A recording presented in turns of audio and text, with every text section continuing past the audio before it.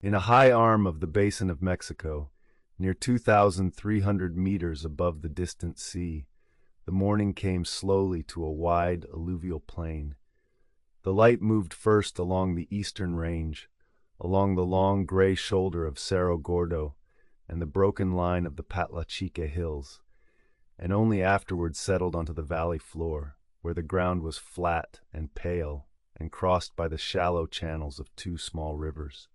The air at that altitude was thin and dry through much of the year, cool before the sun and warm after it, and the surrounding slopes held their terraces in long horizontal lines, cut into the hillsides for maize and beans and squash and the soft green stands of amaranth. The soil here was volcanic, dark and workable, laid down over ages by the mountains that closed the basin on every side, and the water that crossed it came from springs at the valley's edge, gathered into the channels of the San Juan and the San Lorenzo, and led out across the plain in cut stone runs. To the north, a short walk over the rising ground, the hills held obsidian, the dark volcanic glass that the place was built upon, gray at Otumba and green at Pachuca, close enough that a porter could reach the source and return within the turning of a single day. The basin had no great river running to a sea and no coast of its own. It was a closed highland bowl, ringed by ranges and fed by rain in spring, draining inward to shallow lakes at its lowest point. And what it offered the people who came to it was a particular and sufficient set of things, which was level ground for building, stone within reach for walls, water that could be led where it was wanted, and the glass in the northern hills that the whole valley would come to work. The rains arrived in the warm months, and the dry season held the rest of the year, and the people who settled this plain settled it for those reasons, for the water and the stone and the soil and the glass,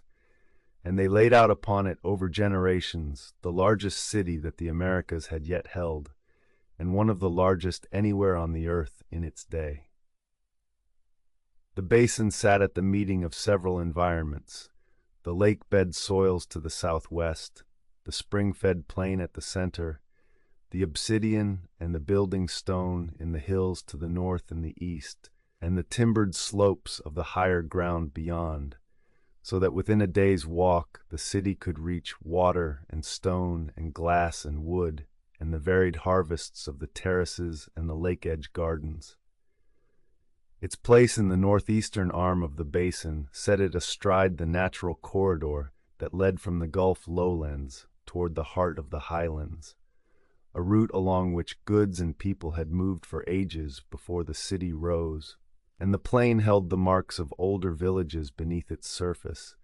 the long occupation of the valley reaching back into the centuries before the grid was ever laid. Before any of that, though, there was only the plain at dawn, the ranges catching the first light, the springs running cold at the valley's edge, and the dark terraces standing empty on the slopes in the hour before the households woke. The basin had been settled long before the city rose upon it, for the volcano of the southern lakes had buried earlier villages under its ash, and the people who gathered on this northeastern plain gathered in part because the great eruption to the south had unsettled the older centers and turned the population toward higher and safer ground.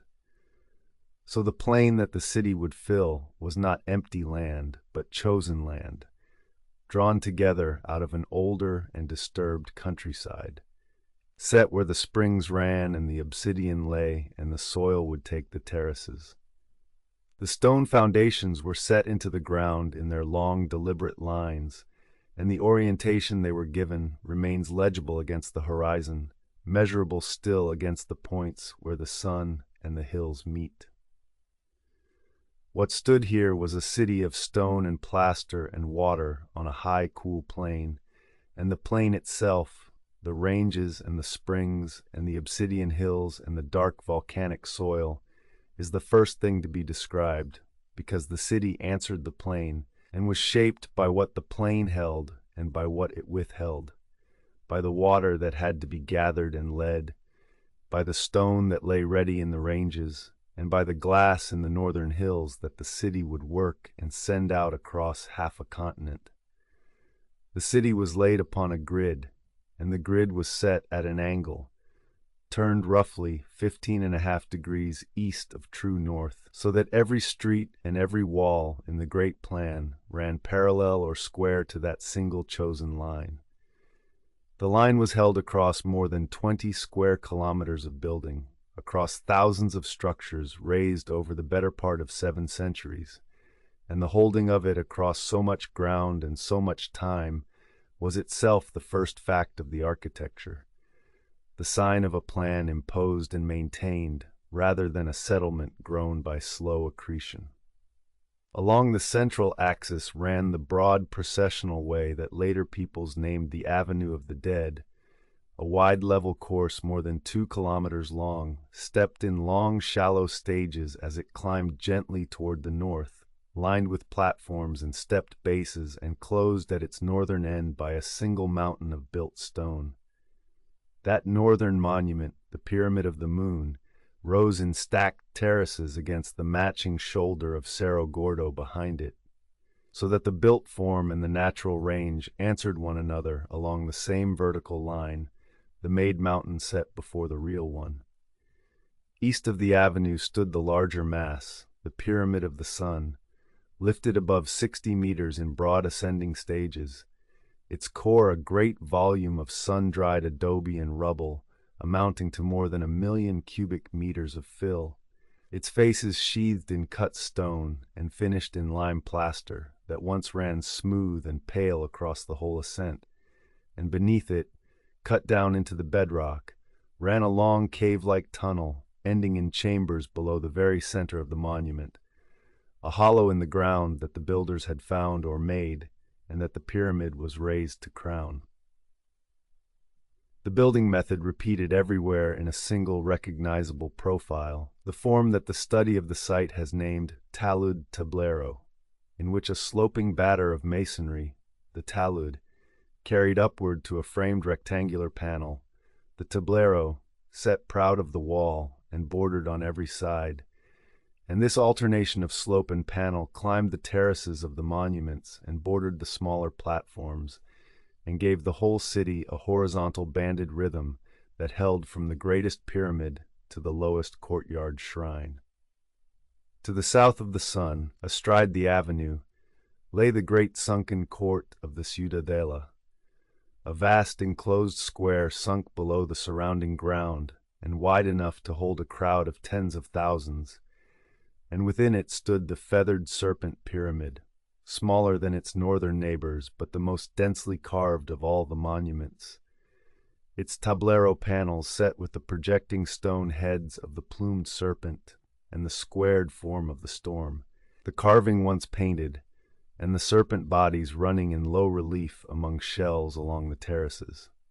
The 3 great monuments and the avenue that bound them formed the ceremonial spine of the city, raised over generations and rebuilt and enlarged across the centuries, the later forms swallowing the earlier within them, so that each pyramid held inside its mass the smaller pyramids of older ages, the whole grown by encasement rather than by replacement. The labor that this raising required was vast and sustained, drawn from the population of the city and its valley across many generations. The carrying of the fill and the cutting of the facing stone and the burning of the lime, all done by hand and borne upon the back, and the holding of the plan through that long effort, the keeping of the single orientation across rebuilding after rebuilding, speaks of an authority able to direct great numbers toward a common design over very long spans of time. The monuments were not raised once and then left, but enlarged again and again, each age adding its stage to the work of those before, so that the pyramids that stand are the outermost shells of a long accretion, the earliest forms sealed deep within the later ones. The plaster that surfaced it all was burned from limestone in great quantity and spread across every face and every floor, smoothed and often painted, so that the city in its day stood pale and bright across the plain,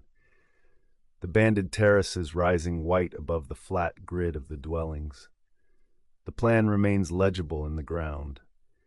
The grid holds across the plain. The avenue runs its measured line toward Cerro Gordo. The banded profile of slope and panel climbs the terraces as it climbed them when the plaster was whole, and the orientation that the builders chose, the turned line 15 degrees east of north, can still be laid against the horizon and found exact. Away from the avenue and the monuments, filling the grid in rectangular blocks across the whole of the plain, stood the apartment compounds in which the population actually lived, perhaps 2,000 of them spread over the city, each a single-story walled island of stone and lime concrete, flat-roofed and almost windowless to the outside, turned inward upon open plastered courtyards that brought the light and the air and the seasonal rain down into the rooms. The compounds shared walls with their neighbors and met the street along straight blank faces, presenting to the outside only a low, unbroken perimeter, while within, around the open patios, ran the warren of rooms and passages and small porticos in which the many households of the block lived their domestic lives. Each compound a kind of small, inward town of its own behind a single outer wall. Beneath the floors of those courtyards ran cut stone drains, sloped to carry the rainwater that fell into the open patios out beneath the rooms and away toward the channels of the rivers, so that the city managed its stormwater under the ground as deliberately as it ordered its streets above. The wet season's fall caught in the patios and led off rather than left to stand. The compounds were not all alike, for some were larger and finer than others, their plaster smoother, their murals richer, their courtyards more spacious, and the gradation of them across the city marks the gradation of the population itself. The more comfortable households in the better blocks near the avenue, the plainer dwellings further out, the whole social order laid out in the relative scale and finish of these walled islands of rooms. The compounds themselves were a deliberate creation, raised in a single great rebuilding around the 3rd or 4th century of the Common Era, when the population that had spread in lighter housing across the plain was gathered into these planned stone blocks. The whole city housed at once in a standardized form that has no clear parallel in the ancient Americas. The dwellings of 100,000 people set to a common pattern of wall and courtyard and drain. Around the center, along the avenue itself, stood larger and more elaborate complexes, whose rooms and platforms and painted halls set them apart from the ordinary blocks. And these have been read as the seats of the priesthood or the governing offices, the administrative heart of the city, standing on the processional way rather than in any walled palace of a king. Within the compounds, the dead were not carried away to distant grounds but kept close, buried beneath the floors of the rooms and the courtyards, laid under the very surfaces on which the household lived, so that the ancestors remained within the walls among the living, accompanied by the orange ware and the figurines and the modest offerings that the household could provide. The study of those burials, of the bones and the diet and the marks of labor written into them,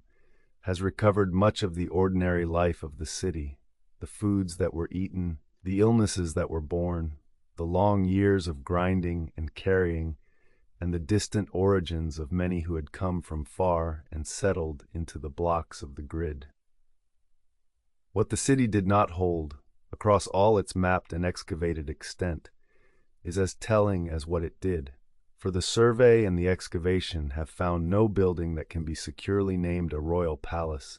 no tomb that can be named the burial of a king, no carved monument bearing the portrait or the name or the reign of a single ruler, none of the dynastic apparatus that marked the Maya cities to the southeast or the later capitals of the same basin. In place of the named king and his palace and his tomb stands the ciudadela, the great sunken court astride the avenue, wide enough to gather a vast crowd before the carved pyramid at its heart, and around it the two large compounds that may have housed those who governed. And from this absence of dynastic display, many who study the city have read a different kind of rule, a collective or corporate authority vested in institutions and offices, and the great public court rather than in the person of a single sovereign. Whether the city was governed by a council, by the heads of its great houses, by a rotating or shared office, or by some joining of these is debated still, and cannot be read directly from the ground, but the shape of the evidence, the planned grid held across centuries, the vast public spaces, the standardized compounds, the want of any royal monument, points toward a power that was real and sustained, and yet did not name itself in the way that kings elsewhere named themselves. The compounds are still in the ground, mapped block by block across the plain, their plaster and their drains and their courtyards and their murals recorded. And the silence where a royal tomb might stand is itself part of the record. A city of more than 100,000 people held in order for centuries with no king's name carved anywhere upon it. The pattern still legible in the grid and in the great court and in the long blank walls of the dwellings. At first light, the apartment compounds opened from the inside, not onto the street, which they met with blank outer walls, but onto their own interior courtyards, the open plastered patios around which every compound was built. Into those courtyards the early light came down past the parapets, and in the rooms that ringed them the households woke to the sound of grinding. For the day in this city, as in every Mesoamerican settlement, began at the medet, the basalt grinding stone on which the soaked and softened maize was worked by hand into the dough that fed everyone. A compound held more than a single family. It held a community of perhaps 60 to 100 people behind its one outer wall, related by descent and gathered by craft, several households sharing the courtyards and the shrines and the drains and the long blank perimeter, so that the basic unit of the city was neither the lone house nor the open neighborhood, but this walled inward-facing block of many families living wall to wall. The women ground the maize and tended the hearths and shaped the dough on clay griddles over the fire, and the smell of it, of maize and wood smoke and lime, would have filled the courtyards in the cool of the morning before the sun had cleared the eastern range. The men and the working households moved out as the light grew, some to the obsidian workshops, where the green and gray glass was struck into blades through the working hours, some to the kilns where the thin orange pottery was formed and fired, some down to the terraced fields and the canal-fed plots at the valley's edge, where the maize and the beans and the amaranth stood through the growing season. Water moved with them and around them, led through the cut stone channels that ran beside the streets and under the floors, drawn for the grinding and the cooking and the working of clay, and the management of it was quiet and constant, a matter of stone runs and plastered basins rather than of any visible labor. Children carried and fetched and learned the household's trade by standing at the elbow of those who held it, and the old remained within the compound at the courtyard's edge, and the work of the morning sorted itself by household and by craft, along lines that the city had held for generations, the obsidian knappers in their districts, the potters in theirs, the plasterers and the masons and the painters each in their quarters, each compound tending in the main to a single trade and passing it down within its walls. The streets between the compounds ran straight and level on the grid, and along them moved the foot traffic of a city of more than 100,000 people, perhaps 125,000 at the height, one of the largest gatherings of people anywhere on the earth in its day. And yet the morning of it was domestic and ordered and low, built around the grinding stone and the hearth and the walk to the day's work. There was no wheel turning anywhere in this world, and no draught animal in any harness, and so everything that moved through the morning moved on the backs and in the hands of people. The water in jars, the maize from the store, the obsidian cores to the workshop and the finished blades away from it, the loads of clay and lime and stone all carried by porters along the level streets, and the whole vast settlement ran on that human carriage. The diet that the grinding served was old and settled.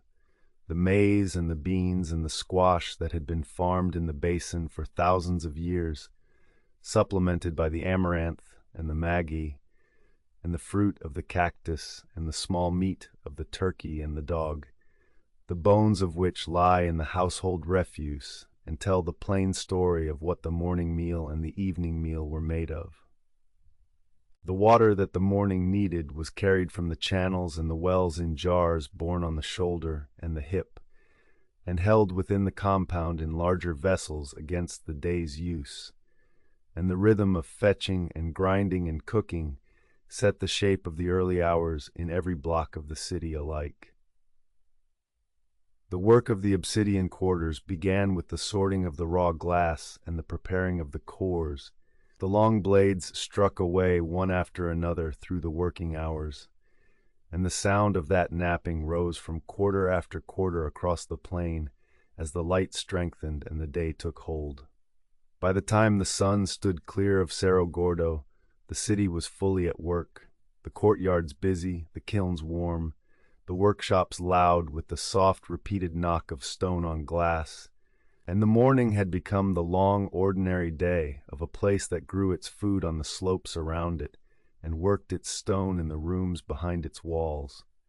Above all, the city worked obsidian, the dark volcanic glass that the northern hills held in abundance, and the working of it was the industry on which much of the rest of the economy stood. Two sources fed the workshops: the gray obsidian of Otumba, a short way to the east, and the prized green-gold obsidian of the Sierra de Pachuca to the north. And the green glass in particular, with its faint translucent gold sheen, became a material that the city commanded in quantity beyond any rival and sent out across the whole of Mesoamerica. In workshops that the survey of the site has counted in the hundreds, scattered through the residential quarters and concentrated in certain districts near the great market, the knappers reduced the raw nodules to prepared cores and struck from those cores the long, fine, parallel-sided blades that were the staple product, blades that came away with an edge sharper than any worked stone, and that served for cutting and scraping and shaving across every household in the region and far beyond it. From the same glass came the scrapers and the projectile points and the worked eccentric forms set into offerings, and the scale of the production, the sheer tonnage of struck debris that the workshops left in the ground, marks the city as a center of craft manufacture on a level that the Americas had not before seen. A place that took a raw material from the hills at its back and turned it into a standardized product carried outward by the porter load for 1,000 kilometers and more. The command of the green obsidian of Pachuca was one of the foundations of the city's reach, for that source lay within its grasp, and its workshops turned out the prized glass in a volume that no rival could match. And the blades and the points that left the city carried its presence into distant households that never saw the highland plain. The gray obsidian of the nearer source served the everyday cutting of the basin, the kitchen and the field and the workbench, while the green glass, finer and more valued, went to the offerings and the long-distance trade. The two stones worked side by side in the quarters of the city through the working hours. Alongside the glass, the potters worked, and their signature product, the smooth, thin orange ware, fired to an even pale color from a particular clay, was formed in molds and traded outward as widely as the obsidian, while at home they shaped the great two-part incense burners, worked over with molded ornament, the cylindrical tripod vessels with their slab supports, and the small figurines pressed from molds in their thousands, a domestic statuary of clay that turns up in compound after compound across the city. The plasterers burned limestone, gathering and firing it to make the lime that surfaced every wall and floor in the city, and that bound, with volcanic gravel and crushed stone, the true lime concrete of the great pavements and the compound floors, and the quantity of fuel that this burning consumed, the wood drawn steadily off the surrounding slopes season after season, was one of the standing demands that the city laid upon its valley, and across the centuries, one of the slow pressures upon the woodlands of the basin. The masons cut and laid the volcanic tuff and the basalt. The builders raised the sun-dried adobe in the great monument cores, and over all of it lay the lime, smoothed and hardened and ready for the painter. What the city made, it made from what the highland gave: the glass from the northern hills, the lime from the limestone, the clay from the valley beds, the building stone from the ranges, the fuel and the water from the slopes and the springs, and out of that small and particular set of materials, it built the largest city of its world, and a manufacturing economy whose products reached the far coasts and the distant lowlands. What we have measured. The struck obsidian lies across the old workshop floors in quantities that can be weighed and mapped. The orange sherds carry the city's signature wherever the trade once reached. The lime concrete holds underfoot in the excavated compounds, and the molds and the figurines and the tripod vessels sit in their thousands in the collections. The whole material economy of the city, legible now in the ground as a long and steady working of the glass and the clay and the stone of one high basin into goods for a continent. The walls of the city were painted, and not the walls of the temples alone, for the murals ran through the ordinary apartment compounds as well as the great monuments. The plastered surfaces of room after room washed in color and worked with figures, so that a large share of the population lived within painted walls. The painters worked in a manner close to true fresco, laying the color onto the lime plaster while it was still fresh and damp, so that the pigment bound into the surface as it cured and became part of the wall rather than a skin upon it, a method that has held the color on standing fragments for 15 centuries and more. The ground was most often hematite red, the deep iron red that washed across whole walls and served as the field on which the figures were set. And over and within that red, the painters worked a yellow of ochre, a green, a black, a white of the lime itself, and a prized blue. The colors ground from minerals and earths and laid in flat, unshaded fields, bordered by firm, dark outlines. The style even and frontal and patterned rather than modeled. The subjects ran to processions of figures in feathered headdresses moving in file across the wall, to priests scattering streams of droplets and seeds from their hands, to the storm-bringer with his water and his maize, to streams and shells and water creatures, to flowering and fruiting vines and trees hung with the signs of plenty, to a kind of paradise of water and growth in which small figures play and swim among the streams. The imagery was not narrative in the manner of the carved histories of the Maya, for it told no dated story of a named king and his deeds. It was emblematic and repeating, the same figures and signs recurring across compound after compound, the storm and the water and the procession and the growing maize, a shared visual language of fertility and rain and ordered devotion spread evenly through the dwellings of the city, rather than concentrated on the monuments of a ruler. In one compound, a painted hall holds a scene of a watered garden, where small human figures move and play among the streams and the flowering trees, below a great frontal deity from whose hands the water flows, a vision of abundance that the study of the murals has long taken as a kind of paradise of rain and growth. In others, the walls carry files of plumed and netted creatures, processions of richly dressed figures bearing offerings, and the recurring frontal form of a great figure flanked by streams and spiders and birds,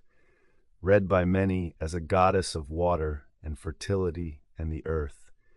her image among the most constant in the city's painted record.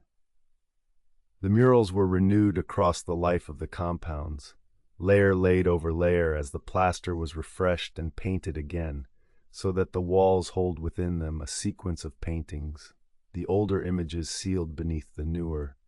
and the excavation that lifts them reads the changing imagery of the city through that stack of surfaces. The color was costly and the labor skilled, and that so much of it ran through the ordinary dwellings, and not the temples alone, marks a city in which the painted wall was a common possession of the population, rather than the privilege of a narrow few. The imagery of rain and growth surrounding the household at its hearth as fully as it surrounded the ceremonies of the great court. Glyph-like signs accompany the figures in many of the murals, small framed marks that carried meaning and may record names or titles or words, and the study of them has recovered something of a writing or a notation, though it remains sparse beside the dense inscriptions of the lowland cities, and the city left no long carved texts to be read. The painting bound the city together in a way, for the same images in the same style appeared from the grandest compound near the avenue to the plainer blocks at the edge, the household at its evening hearth, sitting within rooms surfaced in the red, and the figures, the imagery of rain and growth and procession surrounding the ordinary domestic life, as steadily as it surrounded the ceremonies of the great court. The murals are conserved now, the fragments lifted and stabilized and held in the site museum and the museums of the capital, and on the standing walls the painted plaster is read and recorded where it cannot be moved, the hematite red still carrying the processions and the storm figure and the streams of water across the surface. The color is still in the ground and on the wall, bound into the lime where the painters laid it, the pattern of the city's imagery still legible across the fragments, as a long, even devotion to water and growth, and the ordered procession of figures painted into the rooms where the people lived. The green obsidian of Pachuca, struck into blades in the city's workshops, traveled outward across Mesoamerica until it reached, in worked and recognizable form, the courts and the markets of the Maya lowlands more than 1,000 kilometers to the southeast, and with it traveled the thin orange pottery, so that the two signature products of the highland city turn up together in distant places as the visible track of its reach. Outward went the glass and the orange ware and the molded censers and the worked stone, and inward, along the same long routes, came the things that the highland basin could not itself produce, the cacao and the cotton of the warm lowlands, the bright feathers of the quetzal and other tropical birds,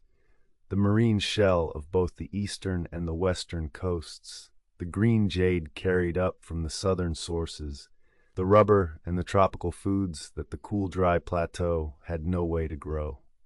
None of this moved on wheels or on the backs of animals, for this world had neither in any working form, and so the whole of the long-distance exchange was carried on foot, by porters bearing loads in tump-line bundles along established routes that climbed from the coasts to the high interior and crossed the ranges by the passes. A slow human freight, measured in days and weeks of walking, gathered at last into the great market that the survey places near the heart of the city,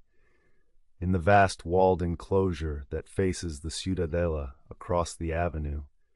a space wide enough to gather the trade of the whole basin and the goods of the far country in one place, the produce of the terraced fields and the blades of the workshops, and the orange ware of the kilns set out beside the cacao and the cotton and the feathers and the shell that the porters had carried up from the coasts. The exchange that moved through such a market was the daily blood of the city, the means by which a settlement of 100,000 people that grew much of its own food, yet drew so much from beyond the basin, was fed and supplied and kept at work. And the obsidian that left the city in trade returned to it as the cacao and the cotton and the salt and the fine stone that the highland could not make. The reach of the city into the lowlands was carried not in goods alone, but in people and in manner. For the highland form of building and the highland imagery appear in the distant cities at the time of the city's height, set into their carved records as the arrival of strangers from the west. And whether these came as merchants, as envoys, or as the agents of a more direct authority, is read differently by different students of the inscriptions. What the ground shows plainly is the movement itself, the green glass and the orange ware lying in the lowland tombs, the lowland cacao and shell and feather gathered in the highland city, and the quarters of foreigners settled within the grid, a metropolis bound by foot-borne exchange to coasts and forests, many weeks of walking away. The city held within its grid the evidence of the people who came with that trade and stayed, for on its western edge stood a district whose households kept the customs of Oaxaca, building tombs and making pottery and grinding their maize in the manner of the distant Zapotec valleys, and holding to those ways across many generations within the larger city. An enclave of foreigners living by their own funerary and ceramic traditions in a quarter of their own, marked off and yet enduring. On the eastern side lay another such barrio, its material connected to the Gulf Coast and to the Maya country, the imported wares and the foreign manners gathered there, so that the city was not only a maker and a sender of goods, but a gathering place that drew and held people from the far corners of Mesoamerica, settling them in quarters where they kept the manners of home, a metropolis of many origins behind its single grid. The influence ran in the other direction as well, and far, for in the Maya lowlands, at Tikal and at other centers, there is set into the carved and dated record of the 4th century the arrival of people and emblems carrying the marks of the highland city. The goggle-eyed storm figure and the spear thrower and the talad tablero building form appearing in the stone histories of cities 1,000 kilometers away, an event that the reading of the inscriptions ties to a year and a name, and that the study of it reads as something between trade and alliance and the reach of a distant power into the affairs of the lowland courts. Whatever its exact nature, the reach was real and it was wide, and it ran in both directions, the city's glass and pottery and imagery moving out to the coasts and the lowlands, the cacao and cotton and feathers and shell and jade, and the foreign households moving in. The track of it is still in the ground and in the walls. The Pachuca green lies in distant excavations far from its source. The orange ware carries the signature outward across the map. The Oaxaca quarter holds its Zapotec tombs on the city's western edge, and the highland emblems sit in the dated lowland record to the southeast, the whole network legible now as a pattern of objects and customs distributed across half a continent, all of it gathered and sent, in the end, on the backs of walking people. Toward the end of the day, the same compounds that had opened at dawn drew inward again, the long light falling now from the west across the parapets and into the courtyards, and the population that the morning had sent out to the workshops and the kilns and the fields returned along the straight streets to the walled blocks where they lived. The courtyards that had been bright at midday fell into shade. The kilns were banked, the workshops quieted, the soft knock of stone on glass fell off and then settled into stillness, and the city turned from its making to its resting, household by household behind the blank perimeters. The evening meal returned to the staples that the slopes and the canals had grown, The maize ground again at the metate and shaped into the day's flat bread on the griddle. The beans and the squash, the amaranth, the soft-worked pulp, and the fiber of the maguey. The fruit of the nopal gathered from the terraces, and from time to time the meat of the turkey and the dog that the households raised within the compound, set out around the hearths in the rooms that ringed the patios.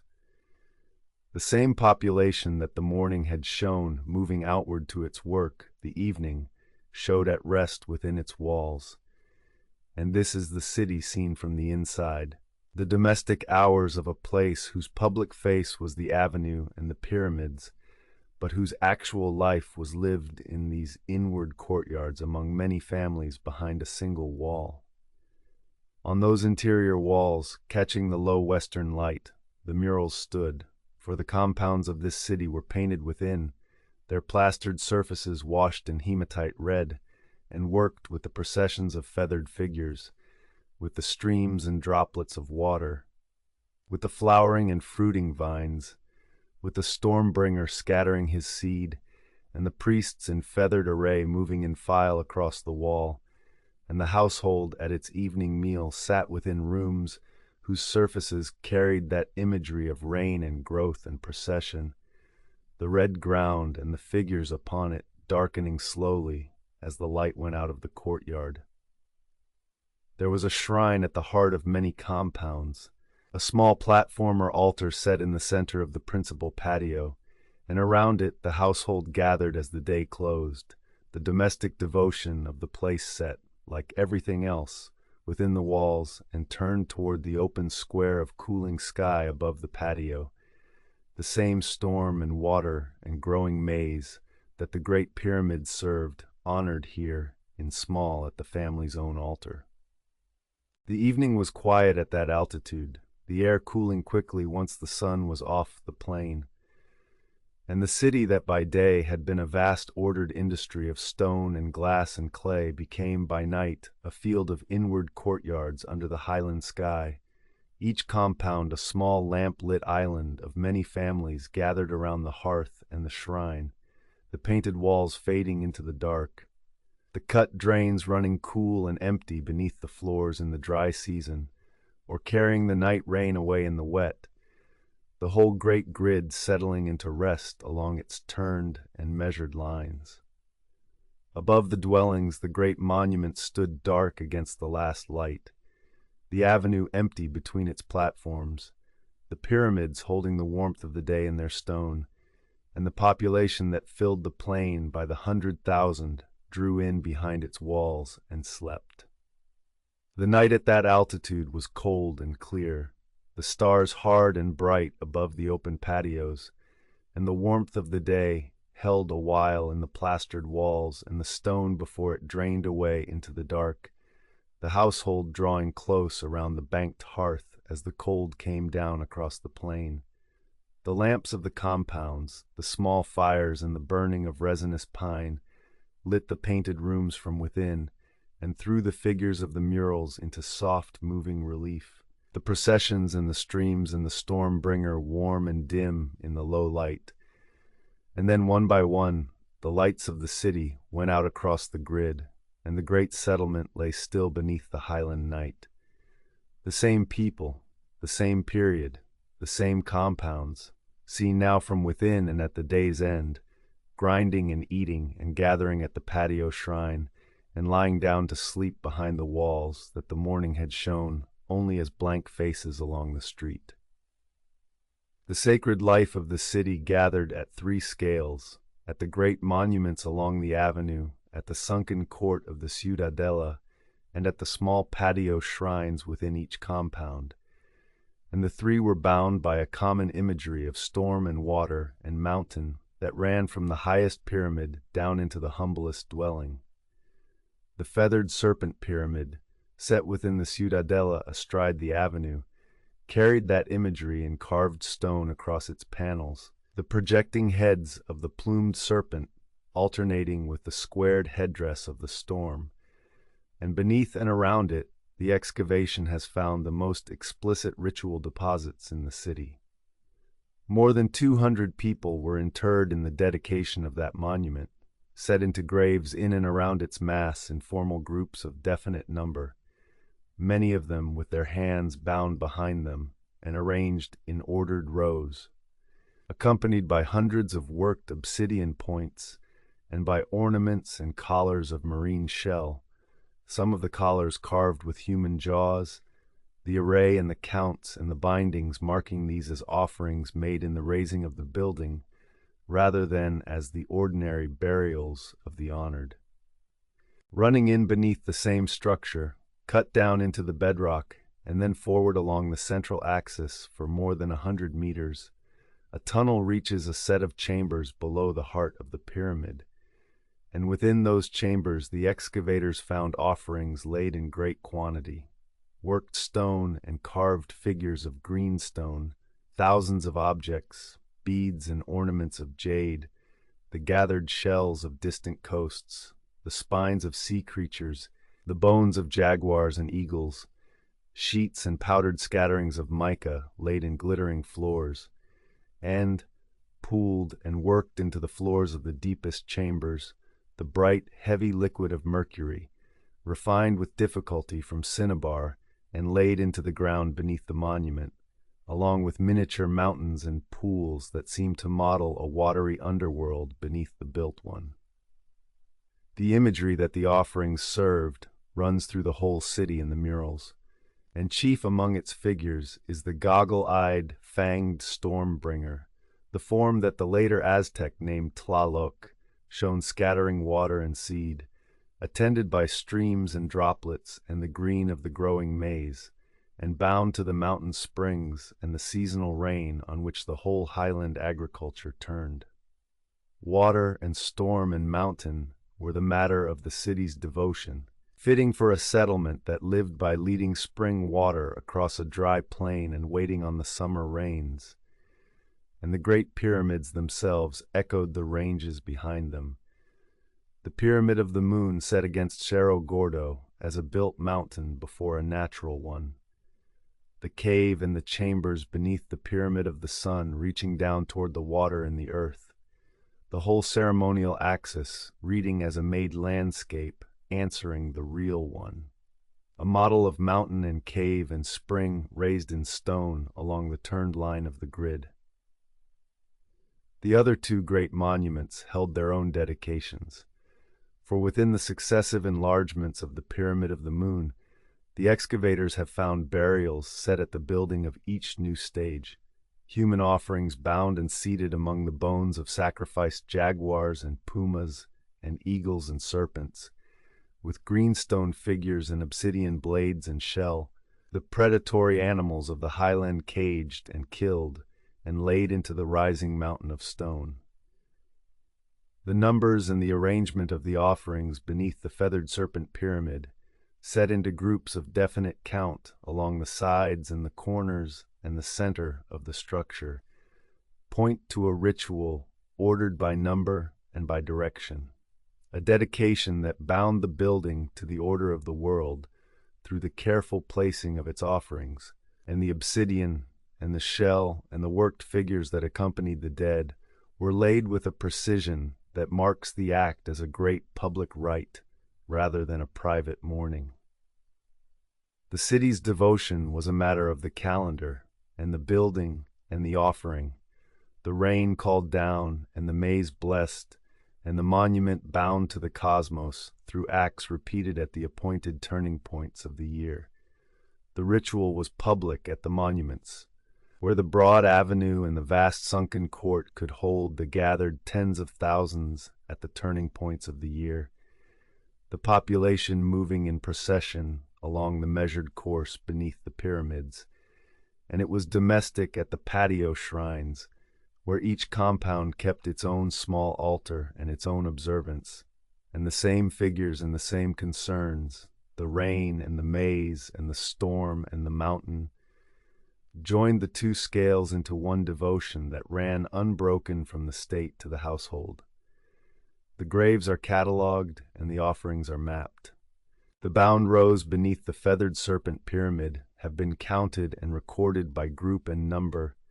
The tunnel and its chambers have been entered, and their jade and shell and mica and mercury and mottled landscapes set down in the record, and the storm figure still scatters his water across the mural fragments, where the hematite red holds the color. The city's devotion legible now in the ground and on the walls, as a long sustained attention to rain and growth and the mountain that fed the springs. The highland year turned on two seasons, a long dry spell that held from about November through to May, and a season of rains that came with the warmth of the summer, and the whole working of the city, its water and its fields and its calendar and its devotion, was set to answer that turning. Through the dry months the plain was bright and cool, and the air was clear, the sky over the ranges holding day after day without cloud, the ground hardening and drying, the springs at the valley's edge running steadily where the rain had ceased, and the city drew through that long dry season on the water it had gathered and held, led from the springs along the cut stone channels, and kept in the canals and the reservoirs and the plastered basins against the stretch of months when no rain fell upon the plain. With the warmth the rains arrived, building in the afternoons over the surrounding ranges and breaking across the valley in the storms of the summer, and the terraced slopes that had stood dry took the water into their stepped fields, the maize going green on the hillsides, and the canal-fed plots filling, the whole agricultural round of maize and beans and squash and amaranth turning on the arrival and the sufficiency of that summer rain. The management of water shaped the year as much as the rain itself, for the city held the spring flow in canals and reservoirs through the dry months, and caught and led the summer storm water off the terraces and the courtyards, balancing the two seasons against one another, so that the dry months were carried by what had been stored, and the wet months were caught and put to the fields, the canalized rivers and the terraced slopes together forming a single worked landscape that smoothed the sharp division of the year into a steadier supply. The harvest of maize and amaranth that came at the season's end was gathered in and dried and stored against the dry months to come, held in the compounds and the stores, and the surplus of the good years carried the city across the lean ones, feeding a population far larger than any single season's rain could have fed without the storage and the canals and the terraces to even it out. The lake at the basin's low point, a short way to the southwest, added its own resources to the round of the year. Its reed beds and its waterfowl and its fish and the salt that could be drawn from its edges, and the gardens raised upon its margins gave a second source of food beyond the rain-fed terraces, so that the city drew on the dry slopes and the wet lake edge together across the seasons. The gathering of the wild plants in their times, the tapping of the maguey for its sweet rising sap, the cutting of the nopal from the terrace walls, all fell into the same slow calendar of dry and wet that the rain and the spring and the lake together laid upon the basin, and the city moved through it year upon year. The calendar that ordered all of this was set into the very plan of the city, for the turned orientation of the grid, the line 15.5 degrees east of north, aligned with points on the horizon where the sun rose and set on particular days of the year, and with the setting of certain stars, so that the city read the season from the meeting of the sun and the hills as plainly as from the coming of the rain, the plan itself a kind of calendar laid upon the ground. The water of the year was bent to the plan as well, for where the San Juan crossed the line of the avenue, the builders canalized its course and turned it to run at a right angle to the processional way. The river itself brought into the grid and made to honor the city's orientation, its channel cut and faced in stone so that even the natural drainage of the plain conformed to the chosen line. Along the great avenue the processions followed that same turning of the year, the public devotion of the city falling at the points the calendar marked, the gathered population moving on the appointed days through the sunken court and along the measured course beneath the pyramids, the rituals of rain and harvest set to the season they served.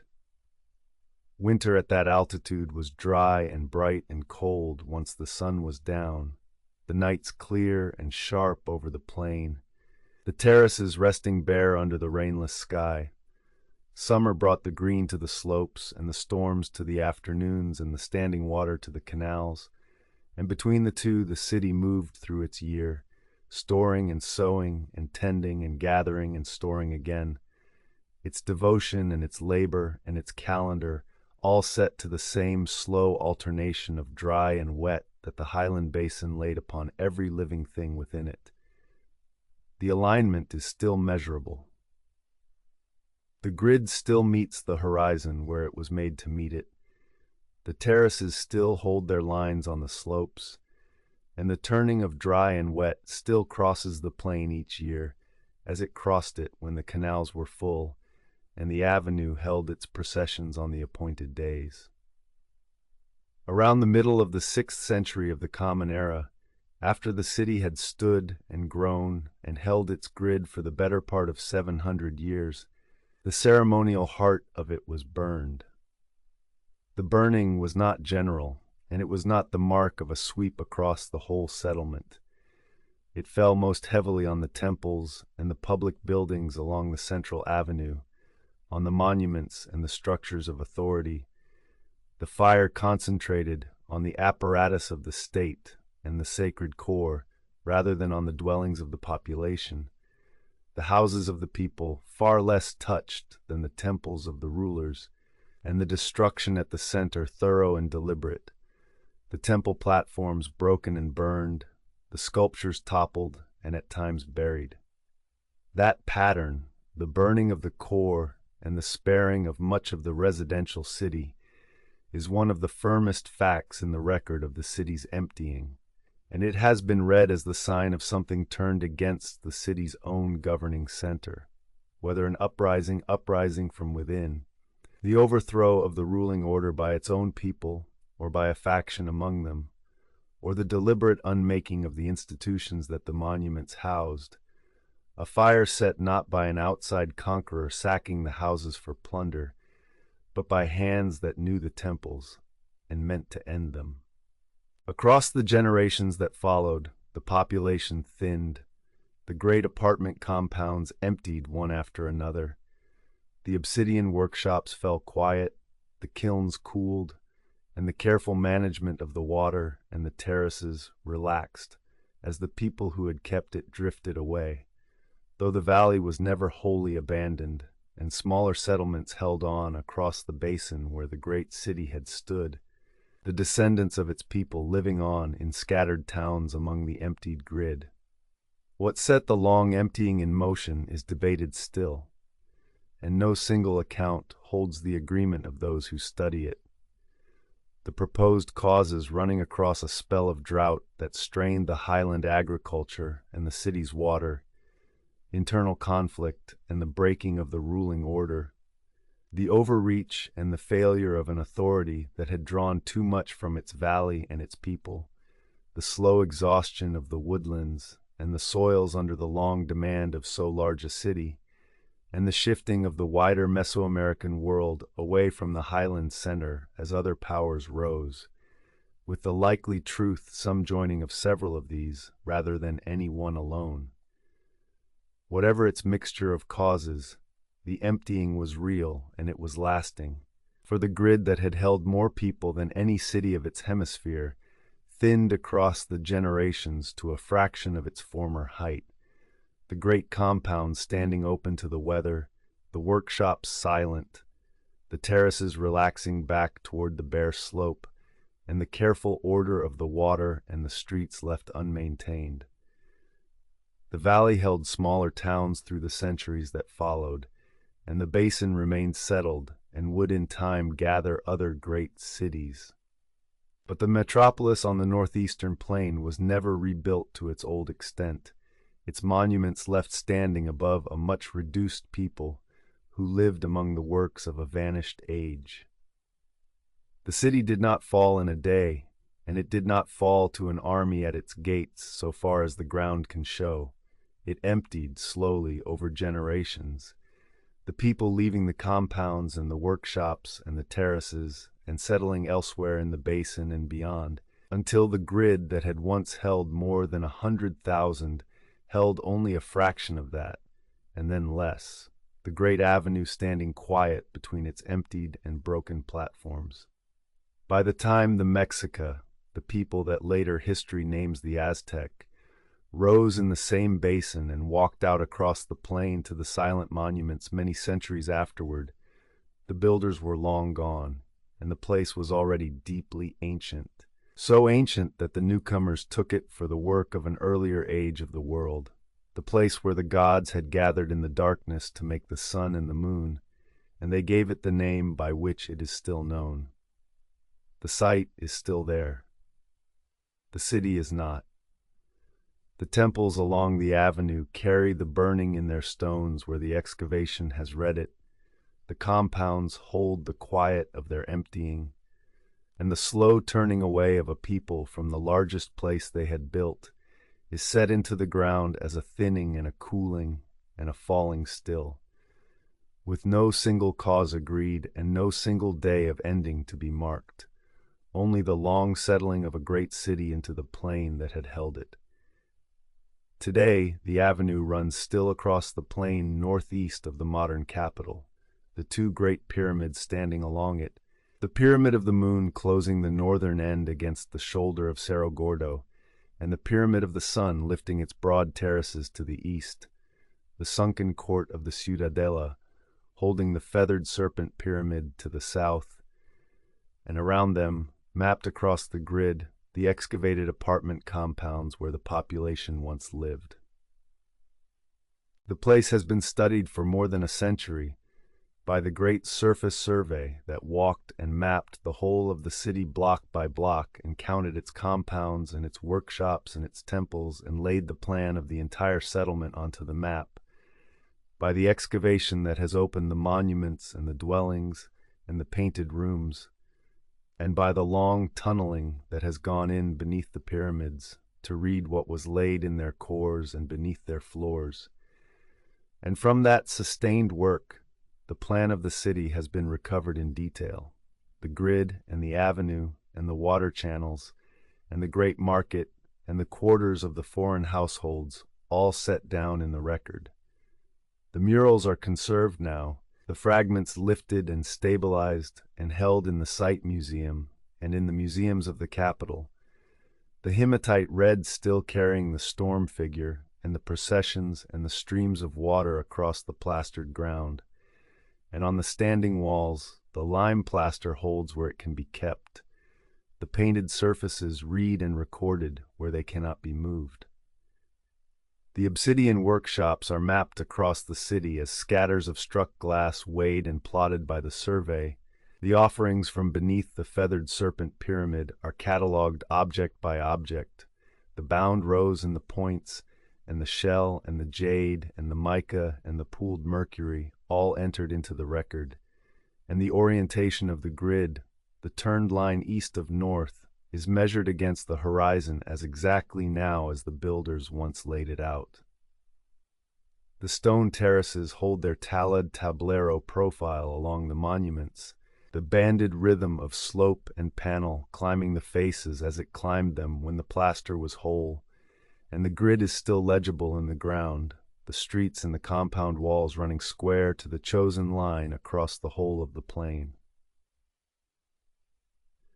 What the long record of the site holds is a city recovered in its plan and its materials and its reach, its glass and its pottery and its murals and its water and its dead, all set down in the long record of the site. Though the speech that its people used, the names they called themselves and called their gods, and the account they kept of their own beginnings did not survive into any record that can be read, so that the city is known in everything but its own voice. The study of the site goes on still. the excavation and the survey and the reading of the bones and the offerings, adding year upon year to the record, the tunnels beneath the monuments giving up their chambers, the workshops and the compounds yielding the ordinary life of the city,